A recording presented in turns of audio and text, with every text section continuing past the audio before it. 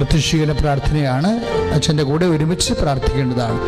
അമ്മേ പരിശുദ്ധ അമ്മേ, അമ്മേ പരിശുദ്ധ അമ്മേ, ദേവമാതാവേ, ദൈവമാതാവേ, കൃപാസനത്തിലൂടെ ഞങ്ങൾക്കും ഞങ്ങളുടെ ദേശത്തിന് അമ്മ മാധ്യസ്ഥം തേടി തന്ന എല്ലാ അനുഗ്രഹങ്ങൾക്കും കൃപകൾക്കും ഞങ്ങൾ ഈ പ്രഭാതത്തിൽ അതീവ സ്നേഹത്തോടെ ഹൃദയം നിറഞ്ഞ നന്ദി പറയുന്നു.